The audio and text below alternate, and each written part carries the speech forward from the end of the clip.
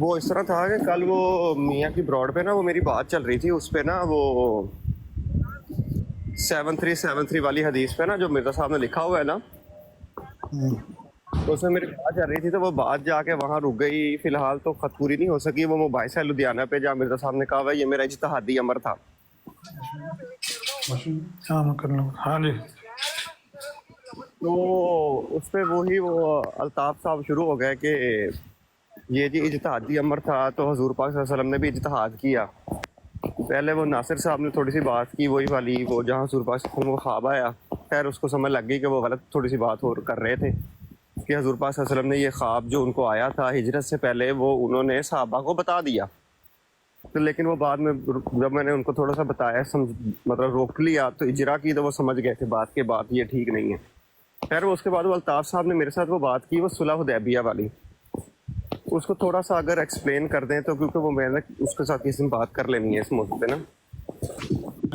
پہ اپنا زیارسل بھائی کی اسٹریم پہ بڑا 1 گھنٹہ بولے ہم، وہ تھوڑی سن لیں ویڈیو وہ والی، اس میں ساری باتیں ہم نے کر دی ہیں.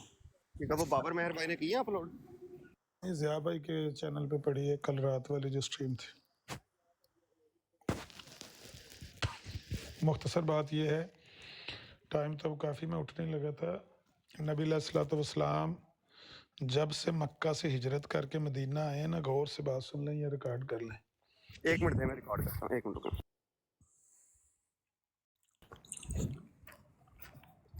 جی عامر بھائی آپ شروع کریں. جب سے نبی علیہ الصلوۃ والسلام مکہ سے ہجرت کر کے مدینہ تشریف لائے تو آپ نے کبھی بھی اس مکہ کے حرم کو کبھی بھی نہیں بھلایا. آپ کو حرم مکہ سے جو پیار تھا وہ کبھی بھی آپ کے ذہن سے نہیں نکلا، اور آپ کو یہ رہ کر احساس ہوتا ہے اللہ کا گھر ہے. پورے عرب سے لوگ وہاں پر آتے ہیں طواف کے لیے، عمرہ کے لیے. چنانچہ سعد بن معاذ رضی اللہ تعالیٰ عنہ جب گئے ہیں، بدر سے پہلے کا واقعہ ہے، تو وہ عمرہ کرنے گئے ہیں وہاں پر، تو امیہ بن خلف کو وہ خبر دے کر آئے ہیں کہ تم نے قتل ہونا ہے ہمارے ہاتھوں. تو سارے عرب سے لوگ جاتے تھے اللہ کے گھر میں. تو نبی علیہ الصلوۃ والسلام اس کو محسوس کرتے تھے کہ ہمیں کیوں نہیں یہ، اب ہمارا تو ان کے ساتھ لڑائی کا معاملہ ہے تو ہمیں اللہ کے گھر سے یہ کیسے روک سکتے ہیں، اس طرح تو قبضہ ہو جائے گا اللہ کے گھر پہ. تو نبی علیہ الصلوۃ والسلام پہلے ہی سوچتے تھے کہ بھئی ہم اللہ کے گھر میں جائیں گے، واپس جائیں گے.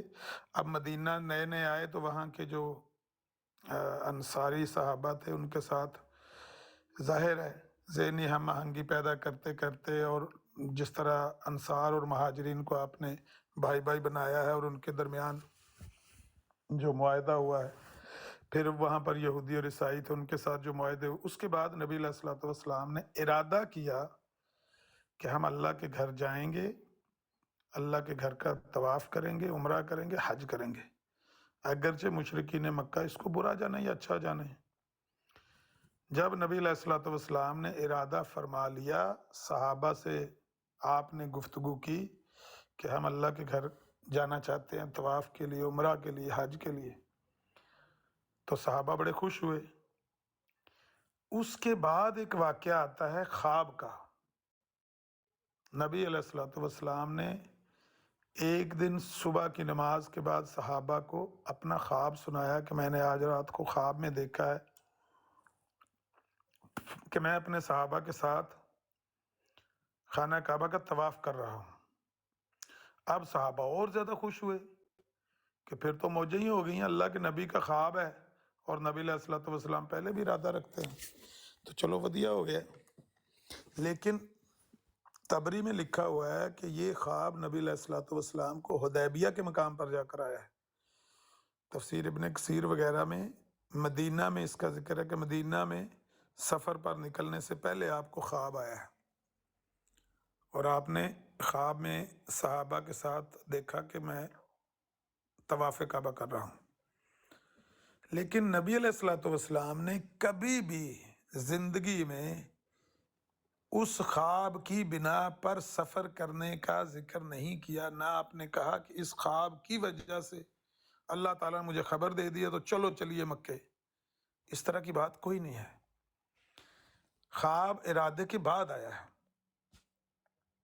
اب آپ مرزائی سے بات یہ نکالتے ہیں، اور مرزا غلام احمد قادیانی نے بھی یہ بات اخذ کرنے کی کوشش کی ہے کہ نبی پاک نے اس خواب کی بنا پر سفر مکہ کا اختیار کیا، اور خواب جو تھا وہ ظاہر ہے کہ اللہ کے نبی کا خواب وہی ہوتی ہے، تو وہ خواب کی بنا پر نبی پاک نے اجتہاد کیا، معاذ اللہ استغفر اللہ، کہ اجتہاد کیا کہ بھائی اللہ تعالیٰ مجھے کہہ رہا ہے کہ جاؤ عمرے کے لیے، حج کے لیے، تو وہ اجتہاد صحیح نہ ثابت ہوا، کیونکہ نبی علیہ السلام جب صحابہ کو لے کر گئے تو رستے میں حدیبیہ کے مقام پر انہوں نے روک لیا، مشرکین مکہ آگے آگے سے، تو انہوں نے کہا کہ ہم نے تو آپ کو نہیں جانے دینا، تو وہاں پر شرائط وغیرہ طے ہونی شروع ہو گئی کہ آپ کیوں ہم اللہ کے گھر میں جانے سے ہم کو روک سکتے ہیں، کیسے روک سکتے ہیں؟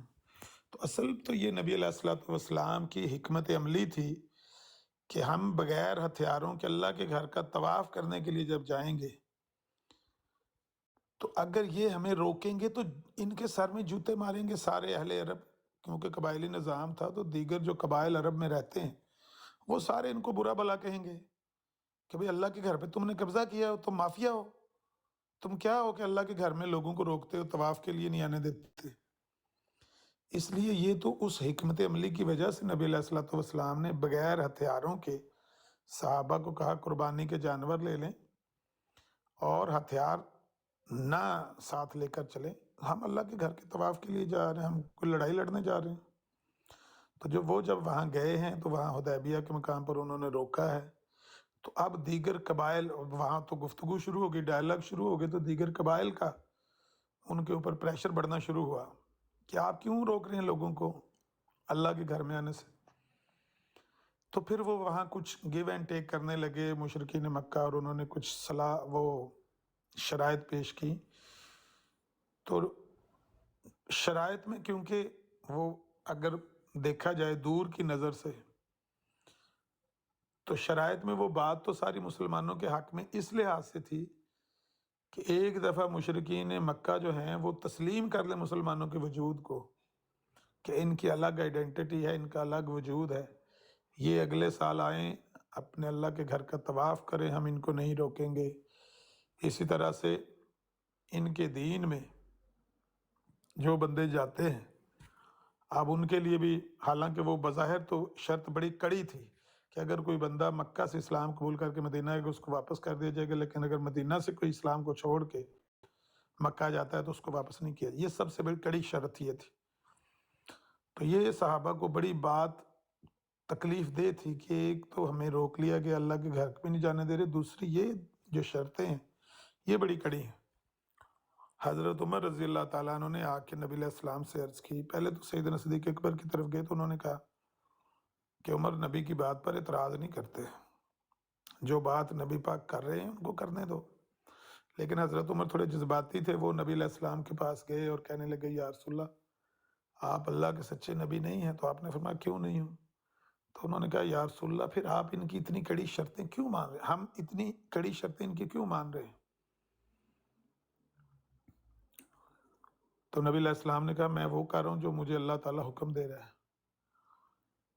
تو انہوں نے کہا پھر آپ تو حج اور عمرہ کی بات کرتے تھے، طواف کعبہ کی بات کرتے تھے۔ ہاں، تو نبی علیہ السلام نے کہا میں نے کوئی تمہیں کہا ہے کہ اسی سال کر کے آئیں گے؟ وہ ضرور ہم کریں گے انشاءاللہ، جو میں نے تمہیں کہا ہے وہ اس کا انشاءاللہ ہم نے ارادہ کیا تو ضرور کریں گے، اگلے سال ہو جائے گا۔ کیا میں نے تمہیں کوئی کہا کہ اسی سال ہم حج اور عمرہ کر کے آئیں گے؟ حضرت عمر نے اسی وقت کہا کہ ہاں اس طرح کی آپ نے کوئی بات تو نہیں کی ہے میرے ساتھ کہ بھئی اسی سال ہم حج اور عمرہ کر کے ہیں۔ تو آپ نے فرمایا پھر حضرت عمر خاموش ہو گئے، پیچھے ہٹ کے آ گئے۔ لیکن اس بات پر حضرت عمر ساری زندگی روتے رہے کہ میں نے یہ بات نبی علیہ السلام کو کیوں کہی، یعنی یہ بظاہر ناپسندیدہ بات تھی، ہو سکتا ہے نبی پاک کو بھی تکلیف پہنچی ہو کہ میرا ساتھی ہے اور میں بات کر رہا ہوں، وہ پیچھے سے آ کے مجھے کہہ رہا ہے کہ ہم کیوں اس طرح کی شرطیں مانیں۔ لیکن بہرحال اس میں کہیں پر کسی صحابی کے دل میں پیش گوئی کا خیال تک نہیں ہے، نہ نبی پاک کی پیش گوئی ان کے ذہن میں تھی کہ ہم پیش گوئی بنا پر جا رہے ہیں۔ یہ ساری مرزائیوں نے باتیں گھڑی ہیں، مرزا صاحب نے گپیں گھڑی ہوئی ہیں کہ نبی پاک پیش گوئی کی بنا پر گئے اور وہاں سے وہ اجتہادی غلطی ہو گئی اور انہوں نے روک لیا اور وغیرہ وغیرہ، یہ سب گپے ہیں۔ پیش گوئی تو یہ ذکر ہی کوئی نہیں ہے۔ آپ حکمت عملی کے تحت گئے ہیں کہ ہم نے اللہ کے گھر کا رستہ کھولنا ہے، اس سال نہیں کھولے گا، اگلے سال کھول جائے گا۔ سورہ فتح میں اس خواب کا ذکر بھی ہے کہ اللہ تعالیٰ نے آپ کو وہ خواب جو دکھایا وہ سچا ہے، اور اگلے سال آپ صحابہ کو لے کر اللہ کے گھر کی طواف اور عمرہ کر کے آئے ہیں، حج کر کے آئے ہیں۔ بہرحال میرا کہنے کا یہ مطلب ہے کہ وہاں پر کوئی پیش گوئی، نہ آپ نے کسی سے اس طرح کی بات کی، نہ کوئی آپ نے کوئی اجتہاد کیا، نہ آپ سے کوئی اجتہادی غلطی ہوئی۔ یہ بالکل من گھڑت باتیں ہیں مرزا غلام احمد قادیانی، کیونکہ اپنی باتیں ساری غلط ہیں تو وہ باتیں ایڈ کر کر کے، جس طرح وہ ازواج مطہرات کے بارے میں ہے کہ انہوں نے ہاتھ ناپے، نبی علیہ السلام نے جب فرمایا کہ تم میں سے پہلے وہ فوت ہوگی جس کا ہاتھ لمبا ہے، تو وہ ام المومنین عائشہ صدیقہ رضی اللہ تعالیٰ عنہ کہتی ہیں کہ نبی پاک کے فوت ہونے کے بعد، مستدرک للحاکم میں بھی ہے، فتح الباری میں بھی ہے، نبی پاک کے فوت ہونے کے بعد ہم نے ہاتھ ناپے۔ مرزا صاحب نے وہاں سے بات یہ گھڑ لی کہ نبی پاک کے سامنے ہاتھ ناپے، حالانکہ سامنے کا کہیں ذکر ہی نہیں ہے حدیث میں۔ تو کہتے ہیں سامنے ہاتھ ناپے، معلوم ہوتا ہے نبی پاک کو بھی پتہ نہیں تھا کہ ظاہری ہاتھ سے مراد کیا ہے۔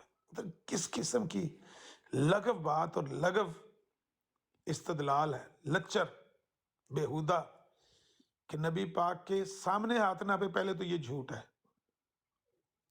یہ ایسے ہی جھوٹ ہے جس طرح یہ ابھی مرزا صاحب چیخ رہے تھے نا، میں وہ آریہ دھرم دیکھ رہا تھا، تو اس میں انہوں نے، ہندوؤں نے اعتراض کیا کہ نبی پاک نے زینب سے شادی کر لی زینب کی مرضی کے خلاف، تو مرزا صاحب نے چیخیں مار مار کے کہا بھی یہ بات کہاں لکھی ہوئی ہے، کس کتاب میں لکھی ہوئی ہے؟ بخاری میں ہے، مسلم میں ہے، ترمذی میں، نسائی میں، ابو داؤد، ابن ماجہ، کس کتاب میں لکھی ہوئی ہے کہ حضرت زینب کا جو ہے وہ ان کی خواہش نہیں تھی، ان کی خواہش کے خلاف نبی پاک نے ان سے شادی کی ہے؟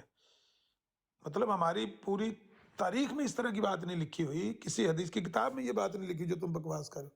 ایسے ہی بالکل نبی علیہ الصلوۃ والسلام، ان کی یہ بات تاریخ میں نہیں لکھی ہوئی ہے کہ آپ نے کسی کو اس کا پیش گوئی کا کہا۔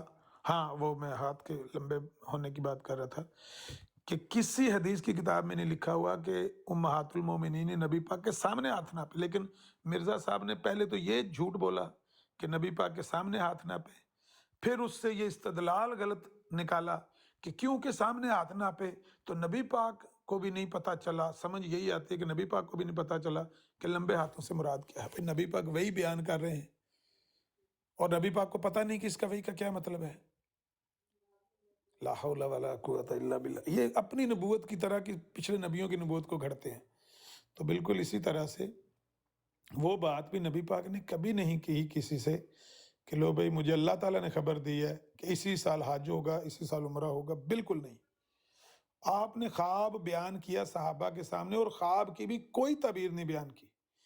اس خواب کے بارے میں ایک لفظ بھی آپ نے، صرف اتنا بتایا کہ میں نے آج رات کو خواب میں دیکھا کہ تمہارے ساتھ مل کر میں اللہ کے گھر کا طواف کر رہا ہوں۔ وہ خواب کہاں پر بیان کیا؟ تبری میں آتا ہے کہ وہ حدیبیہ کے مقام پر جب آپ رکے ہوئے تھے، ان سے مذاکرات ہو رہے تھے، اس وقت خواب آیا۔ دیگر تفاسیر میں ہے کہ وہ مدینے میں خواب آیا، مدینے میں آئے یا حدیبیہ میں آئے، خواب کی بنا پر سفر نہیں کیا گیا۔ یہ ہمارا دعویٰ ہے، جو کہے کہ خواب کی بنا پر سفر ہے اس کو میرے سامنے لائیں۔ لہٰذا اگر خواب کی بنا پر سفر ہی نہیں ہے تو پیش گوئی کس بات کی؟ پھر نبی پاک کی کوئی ایسی حدیث، مطلب مرفوع متصل حدیث نہیں ہے جس میں آپ نے کبھی کہا ہو کہ اللہ تعالیٰ نے مجھے خبر دی ہے کہ اس سال حج ہوگا، عمرہ ہوگا، جاؤ۔ نہیں، کوئی اس طرح کی بات نہیں ہے۔ تو یہ ساری من گھڑت باتیں ہیں، صرف اپنی ان جھوٹی باتوں پر پردے ڈالنے کے لیے۔ حدیبیہ والی بات بالکل اس طرح کی نہیں ہے جس طرح کی مرزا صاحب نے اپنے بارے میں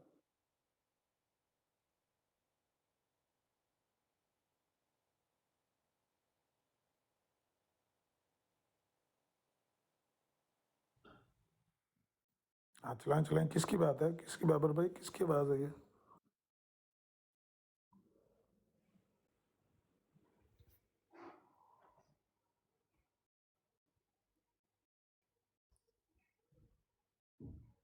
عامر بھائی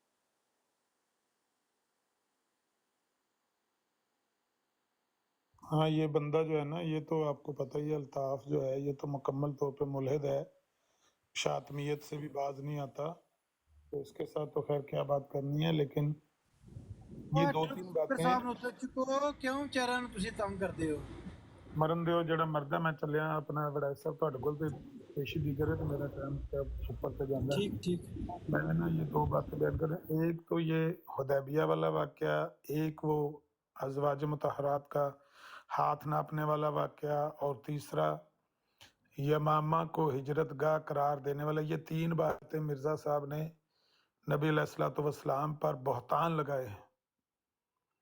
और अल्लाह के नबी ने फरमाया मन कज़ब अलैया मुतअम्मिदन फलियतबव्वा मक़अदहु मिनन नार, जिसने हमारे ज़ुम्मे ऐसी बात लगाई जो हमारी नहीं है उसने अपना ठिकाना जहन्नम में बना लिया।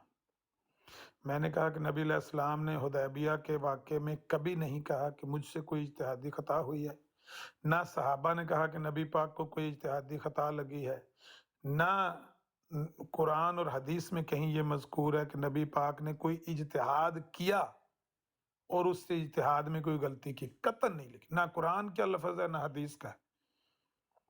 सीधा सीधा बहतान है नबी अलैहिस्सलाम पर कि उनसे इज्तिहादी ख़ता हुई। کیونکہ واقعی سرے سے ثابت نہیں ہے. واقعی یہ ہے کہ ایک تفسیر کی کتاب میں لکھا ہوا حدیبیہ میں جا کے خواب آیا ہے، دوسرے میں لکھا ہوا ہے کہ وہ مدینہ میں خواب آیا ہے. اس بنا پر سفر آپ نے اختیار ہی نہیں کیا، بات ہی ختم. نہ قرآن میں نہ حدیث میں ہے، تو اجتہادی خطا کہاں سے آ گئی؟ دوسری بات، ہاتھ ناپنے والی نبی پاک کے بعد نبی پاک کے سامنے امہات المومنین نے ہاتھ ناپے ہی نہیں. جھوٹ ہے، بہتان ہے کہ نبی علیہ الصلوۃ والسلام کے سامنے ہاتھ ناپے گئے. ہم نے چیلنج کیا مرزائیوں کو، واٹس اپ دور کی بات ہے، ہم اس کو 500 یورو انعام دیں گے جو یہ ثابت کر دے کہ نبی علیہ الصلوۃ والسلام کے سامنے ہاتھ ناپے گئے. نہیں تو ہم ثابت کریں گے نبی پاک کے فوت ہونے کے بعد ام المومنین عائشہ صدیقہ رضی اللہ تعالیٰ عنہ کہتے ہیں کہ ہم ایک دفعہ گھر میں بیٹھی ہوئی تھی تو ہمارے درمیان جو خواتین جو بیگمات تھی، ازواج مطہرات، ان کے درمیان گفتگو ہوئی کہ اب ہم میں سے پہلے کون فوت ہوگا. نبی پاک تو چلے گئے، تو ہم میں سے کون پہلے ان کو جا کر ملے گا. تو کسی ہماری کسی ماں نے بتایا کہ بھائی نبی پاک سے بات ہوئی تھی تو انہوں نے کہا تھا کہ تم میں سے پہلے وہ فوت ہوگی جس کا ہاتھ لمبا. تو ہم نے وہاں ہاتھ ناپے، کانا لے کر، چھڑی لے کر ہم نے ہاتھ ہم یہ سمجھی کہ ظاہری ہاتھ مراد ہے. یہ امہات المومنین کا فہم ہے. نبی پاک نے نہ یہ فہم پیش کیا، نہ آپ کے سامنے کسی نے یہ فہم ان کے سامنے پیش کیا کہ نبی پاک نے ان کو روکا نہ ہو.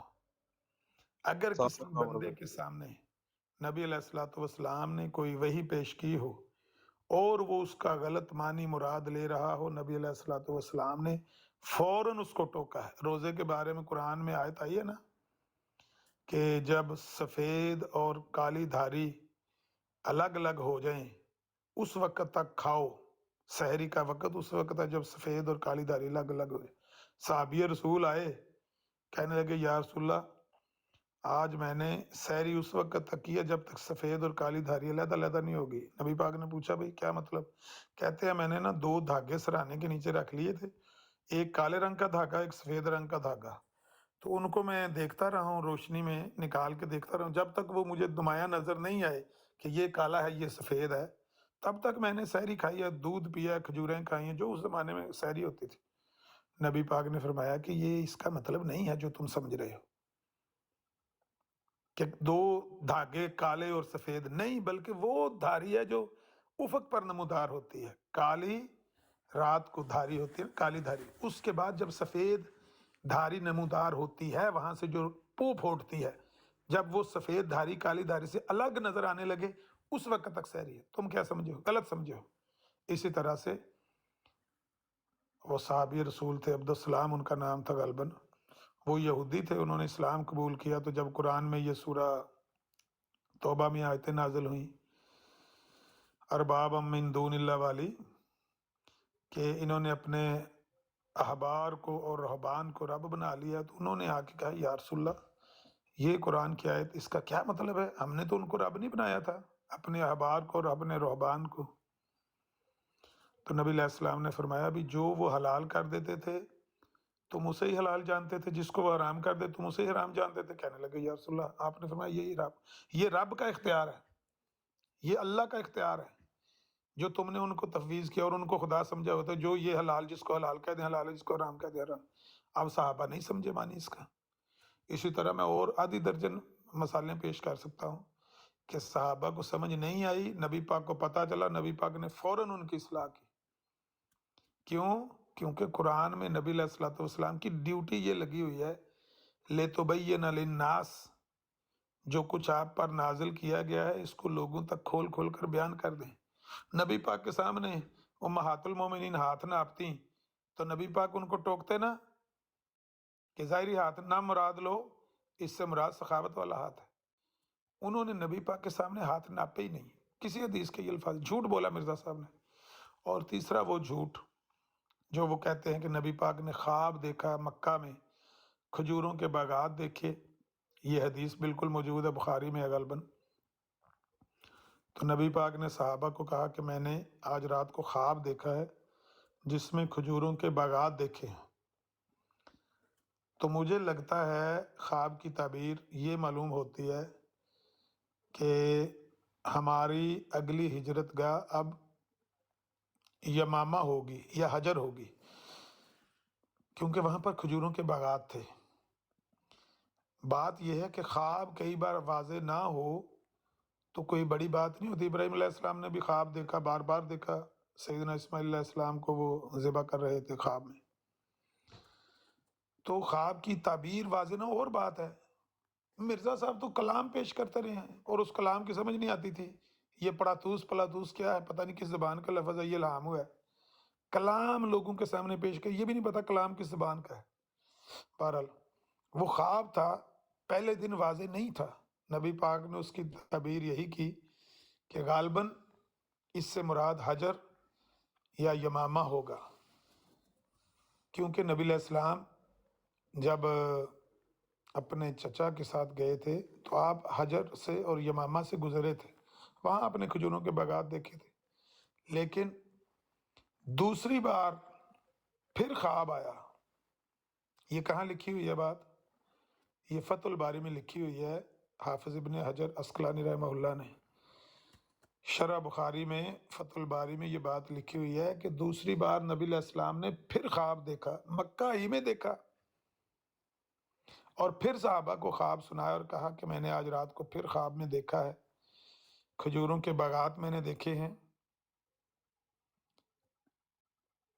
اور میں نے جو وہ کھجوروں کے باغات دیکھے ہیں وہ 2 پہاڑوں کے بیچ میں ہیں، وادی ہے کوئی. جب صحابہ نے یہ سنا تو صحابہ بول اٹھے کہ یا رسول اللہ، آپ یثرب نہیں گئے، ہم شام کو جب جاتے ہیں تجارت کرنے کے لیے تو یثرب سے گزر کر جاتے ہیں. اگر اب آپ نے جو خواب دیکھا ہے وہ 2 پہاڑیوں کے بیچ میں ہے تو کھجوروں کے باغات، تو پھر وہ یثرب ہے. پھر صحابہ نے یثرب کی طرف ہجرت کی. اب بتاؤ اس میں کون سی اجتہادی غلطی ہے؟ نبی پاک نے کس کو کہا یمامہ چلے جاؤ یا حجر چلے جاؤ؟ اجتہادی غلطی تو یہ ہوتی ہے کہ نبی پاک کسی کو یہ کہیں کہ لو بھائی میں نے خواب دیکھا ہے، خواب میں مجھے اللہ نے وحی کی ہے، اور تم اس وحی کے مطابق صبح اٹھ کے نا ہجرت کر جو، یمامہ چلے جاؤ یا حجر چلے جاؤ. نہیں، نبی پاک نے خواب بیان کیا اور اس کی ایک تعبیر کی جو اس وقت درست نہیں تھی، لیکن اللہ تعالیٰ نے دوبارہ خواب دکھا کے اس کی اصلاح کر دی. جب آپ نے خواب میں دوبارہ کھجوروں کے باغات دیکھے تو وہ 2 پہاڑوں کے بیچ میں تھے. صحابہ کے سامنے جب بیان کیا، اب نبی پاک نے تو وہ شہر دیکھا نہیں تھا، یثرب دیکھا ہی نہیں تھا، کیونکہ اب یثرب کبھی گئے نہیں تھے. صحابہ وہاں سے گزرتے تھے، جب شام کو جاتے تھے نا، سیریا کو جاتے تھے تجارت کے لیے، تو وہاں سے گزر کر جاتے تھے. تو صحابہ نے کہا یا رسول اللہ وہ یثرب ہے. پھر عامر بھائی جب عامر بھائی میں نا پھر مصروف ہو جانا ہے. ਇਹਨਾਂ ਹੰਜੀਰਾਂ ਨੇ ਕਦੋਂ ਆਪਣੀ ਔਕਾਤ ਤੋਂ ਬਾਹਰ ਹਟਣਾ ਹੈ? ਹੁਣ ਮੀਰ ਸਲੀਮ ਦੀ ਤੁਸੀਂ ਜਾ ਕੇ ਸੁਣੀ ਫਰੋਡ ਵੇਖੋਗੇ, ਠੀਕ ਹੈ. ਇਹਨੇ ਕੋ ਘਟੀਆ ਤਰੀਨ ਲਫ਼ਜ਼ ਮੌਲਾਨਾ ਸਲਾਹੁੱਲਾ ਅੰਮ੍ਰਿਤਸਰੀ ਦੇ ਬਾਰੇ ਉਹ ਭੌਂਕਦਾ ਪਿਆ, ਠੀਕ ਹੈ. ਅਸੀਂ ਜੇ ਲਫ਼ਜ਼ ਇਹਦੇ ਮਿਰਜ਼ੇ ਦੇ ਬਾਰੇ ਅੰਮ੍ਰਿਤਸਰੀ ਦੇ ਬਾਰੇ ਉਹ ਭੌਂਕਦਾ ਪਿਆ, ਠੀਕ ਹੈ. ਅਸੀਂ ਜੇ ਲਫ਼ਜ਼ ਇਹਦੇ ਮਿਰਜ਼ੇ ਦੇ ਬਾਰੇ ਬੋਲੇ ਨਾ ਤੇ ਫਿਰ ਇਹਨਾਂ ਨੂੰ ਲੱਗ ਅੱਗ ਜਾਣ.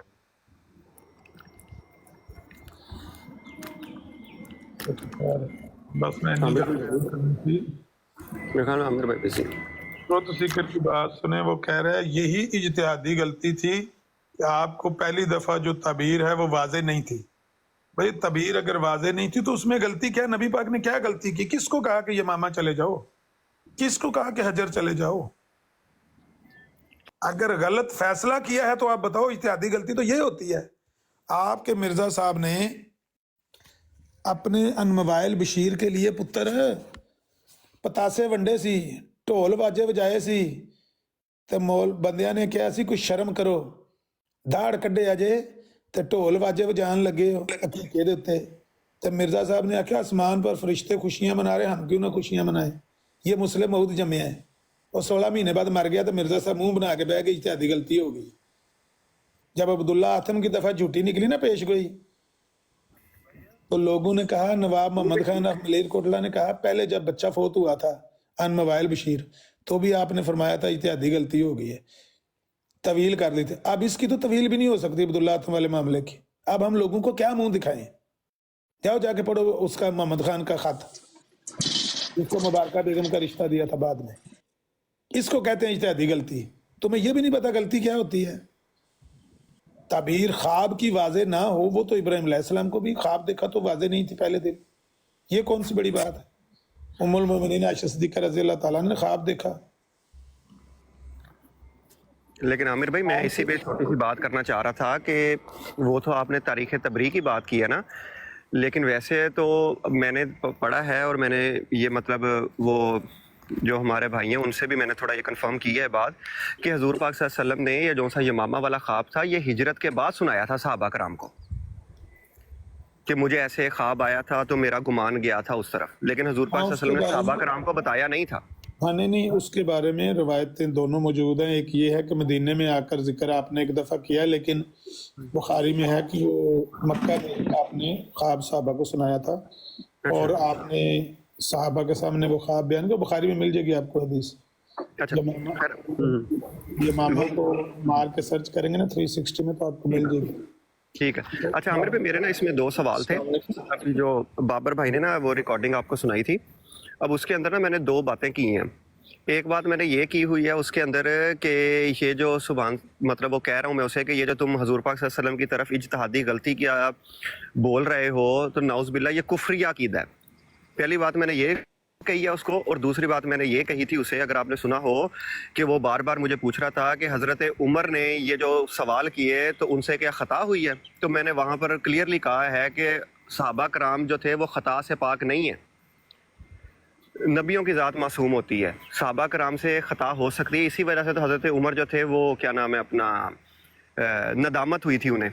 तो ये मैंने दो बातें की थी, इसे थोड़ी सी क्लियर कर दें कि ये मैंने ठीक की है कुफ्रिया और ये वाली बात। नहीं, सहाबा से और भी ऐसी बातें सरजद हुई हैं कि अल्लाह ताला ने उनकी इस्लाह कर दिया, क्योंकि वो अल्लाह ताला के नेक बंदे थे।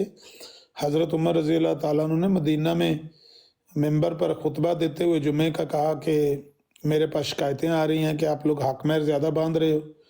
तो हकमैर अगर ज़्यादा बांधना तकवा होता तो नबी अलैहि सलाम अपनी बेटियों का हकमैर बांधते। तो एक खातून ने पर्दे में खड़े होकर कहा कि उमर कैसी बात कर रहे हो, कुरान कहता है फ़ाइन अरदतुम इस्तिबदाल ज़ौज मकान ज़ौज व आतयतुम इहदाहुन्ना किंतारा।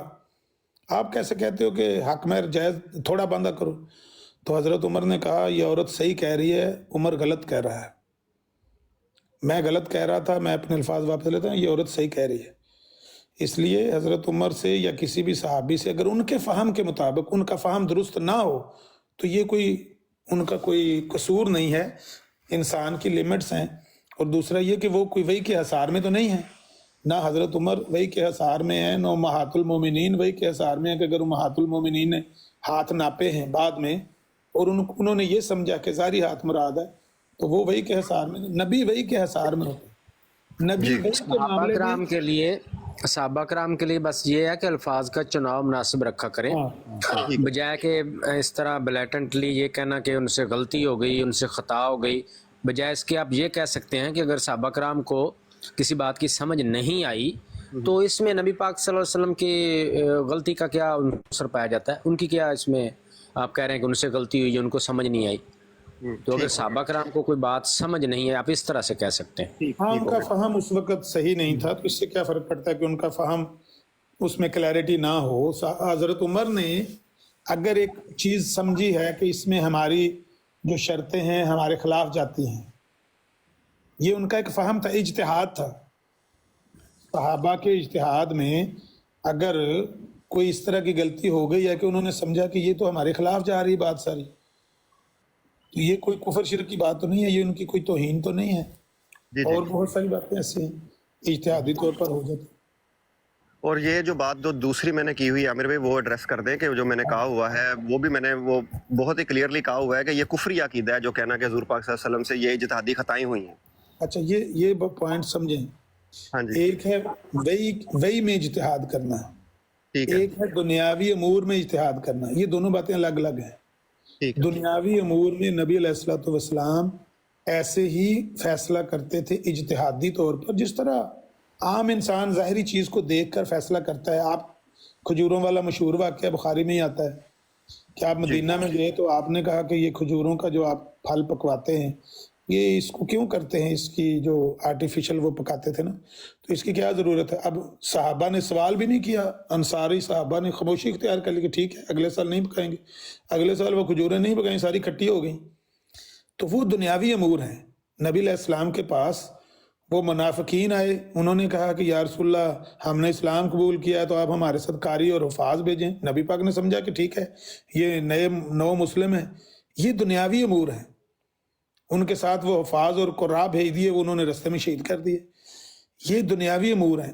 وہی جو نازل ہوتی ہے نبی پر, اس میں وہی میں اجتہاد نہیں ہوتا, وہی میں نبی اجتہاد نہیں کرتا.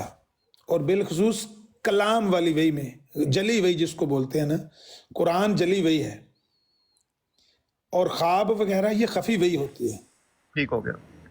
یہ اس میں جلی وحی میں نبی اجتہاد نہیں کرتا, کیونکہ کلام جو نازل ہوتا ہے وہ اپنے مفہوم کے ساتھ نازل ہوتا ہے, اپنے مفہوم کی کلیرٹی کے ساتھ نازل ہوتا ہے نبی پر. ایسے نہیں ہوتا کہ نبی کے اوپر وحی نازل ہو اور نبی وحی کے الفاظ لے کر مریدوں سے یہ پوچھ رہے ہو یہ پتا کرو عبرانی زبان کے لفظ ہیں کہ یہ سنسکرت ہے, ذرا چیک کرنا. منو تو یہ بھی نہیں پتا کیڑے لفظ دے زبان ہے, کیڑی زبان کے لفظ. اس طرح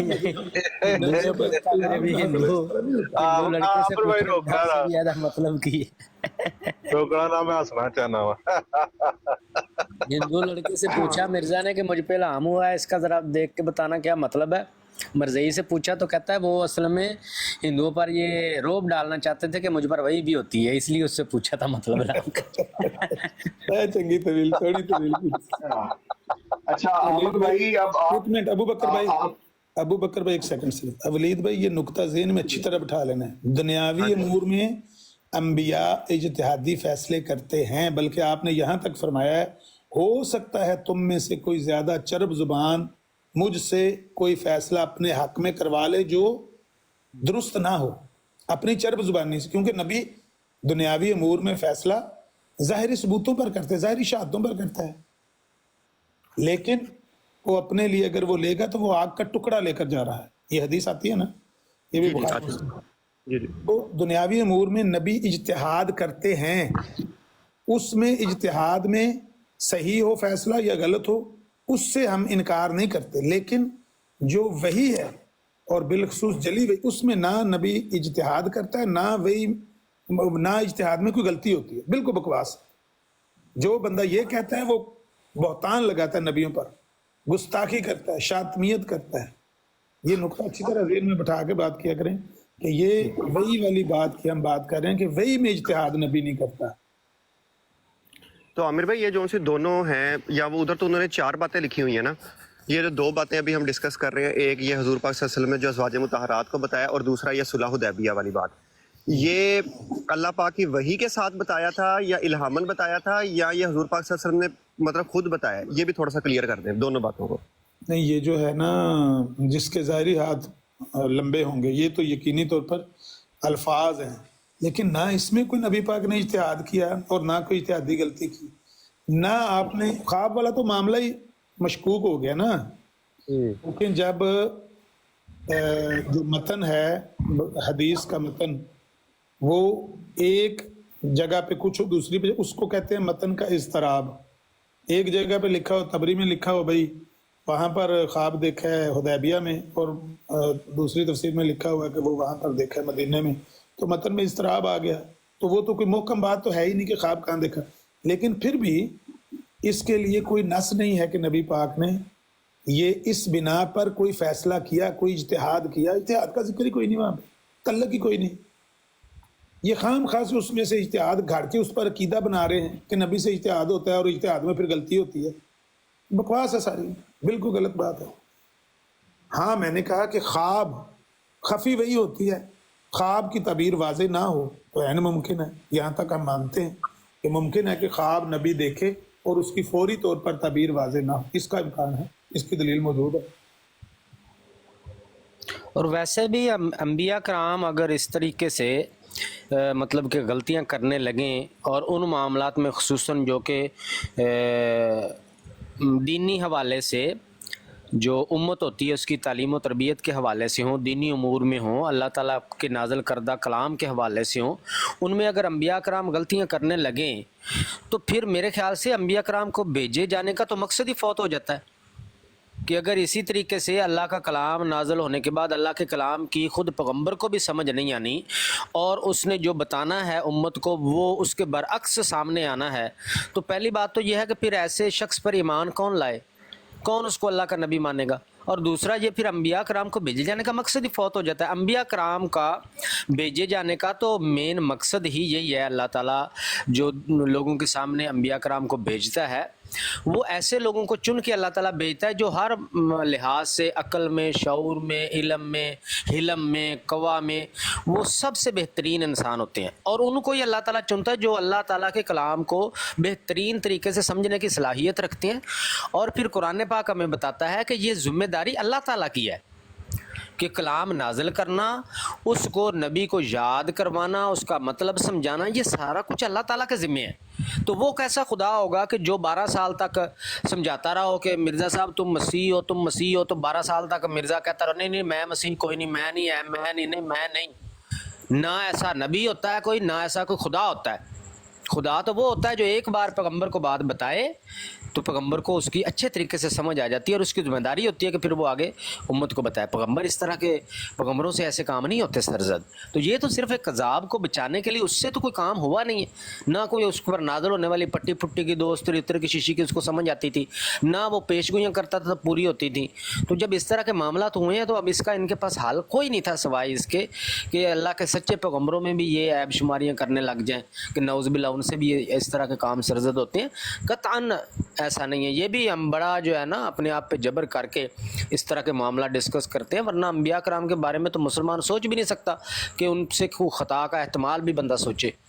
تو بہرحال علمی گفتگو جہاں ہوتی ہے تو وہاں اس طرح کے جو معاملات ہیں وہ پیش کرنے پڑتے ہیں، بولنے پڑتے ہیں۔ یہ تو ضیاء بھائی بڑی مشکل سے میں نے یہ والی بات کرتا ہوں، میری تو زبان اور ہاتھ جو ہے نا وہ لڑکھڑا رہے ہوتے ہیں۔ یہ تو صرف بالکل وہ ہوتی نہیں بات بندے جسے آ جاتی ہے تو کرنی پڑتی ہے، ورنہ میں تو اس کو کفر سمجھتا ہوں اپنی طرف سے، یہ کفر ہے دیکھیں میرا۔ ہاں انبیاء کرام کا معاملہ تو بڑا الگ ہے۔ نبی پاک صلی اللہ علیہ وسلم کی ذات پاک تو کتنی بلند و بالا جن کا ہم اندازہ نہیں کر سکتے۔ صحابہ کرام کے بارے میں آپ کو بتاؤں نا کہ بلکہ آپ سب لوگ اس بات کو ایکسپیرینس کرتے ہیں روز ہی کہ کسی صحابی کے بارے میں ہلکا جملہ منہ سے نکالتے ہوئے بندے کو خوف آتا ہے ہاں جی ایسے ہی ہے۔ کہ یہ وہ لوگ ہیں جن کے نقش قدم پر چلنے کی اللہ نے اور اللہ کے رسول نے ہمیں آرڈر دیا ہے، اور ہم ان کے بارے میں الفاظ استعمال کرتے ہوئے ہماری زبان سے ہلکا لفظ نکلے، ہم کون ہوتے ہیں؟ ہماری کیا اوقات ہے؟ تو ہماری تو زبانیں جو ہے وہ 100 بار ہم پاک کر کے ان مقدس ہستیوں کا نام لینے کے قابل بھی شاید نہ ہو سکیں، تو گنجائش کے کہ ہم ان کے بارے میں کوئی اپنی رائے قائم کر سے ہمارا واسطہ پڑ گیا ہے۔ تو یہ اگر صرف مقصد نہ ہوتا کہ بھولے بھالے لوگوں کو انہوں نے گمراہ کیا ہوا ہے تو وہ شاید بچ جائیں اس کفر سے، اس زندیقیت سے، اس شرک سے، تو اگر یہ والا معاملہ نہ ہوتا تو قطعاً ہم تو اس قابل بھی نہیں خود کو سمجھتے کہ صحابہ کرام کے معاملات جو ہے وہ اس طرح ہم ڈسکس بھی کریں کہ جی حضرت عمر فاروق رضی اللہ تعالیٰ عنہ سے سمجھنے میں غلطی ہوئی یا وہ سمجھ نہیں پائے، ہم تو اس طرح کی بات بھی کرنے کے روادار نہیں ہیں۔ وہ مقدس ہستیاں تھیں، ان کا ہم عقیدت یہی سمجھتے ہیں کہ ان کا ہر فعل ہر عمل امت کے لیے بطور ایک سبق کے ہوتا تھا، اور اس کے پیچھے ایک راز، ایک سبق، ایک مصلحت ہوتی تھی، ورنہ ہم نہیں سمجھتے کہ نبی پاک صلی اللہ علیہ وسلم کے کمپینینز ہوں اور وہ اس طرح سے اس طرح کی جو ہے وہ بڑی بڑی خطائیں کریں کہ جن پر اعتراض اٹھ سکتا ہو۔ ضیاء بھائی ایک نا بڑا ٹیکنیکل، اور پھر دیکھیں ضیاء بھائی جو نبی پاک علیہ الصلوۃ والسلام کی حدیث مبارکہ ہے کہ مان علیہ و اصحابی، اب یہاں پہ ایک چیز بڑی غور طلب ہے کہ جب نبی پاک علیہ الصلوۃ والسلام نے مان علیہ و اصحابی فرمایا نا، تو صحابہ کرام وہی عمل کرتے تھے نا جو نبی پاک علیہ الصلوۃ والسلام کا عمل تھا۔ اب یہاں پہ نبی پاک علیہ الصلوۃ والسلام یہ بھی فرما سکتے تھے جو میرے نقش قدم پر ہوگا، کیونکہ صحابہ کرام بھی وہی عمل کرتے تھے، لیکن نبی پاک علیہ الصلوۃ والسلام کو یہ پتہ تھا کہ میرے اصحاب کبھی بھی کوئی بھی جس بھی معاملے کے اندر فیصلہ کریں گے وہ قرآن اور حدیث سے باہر نہیں کریں گے۔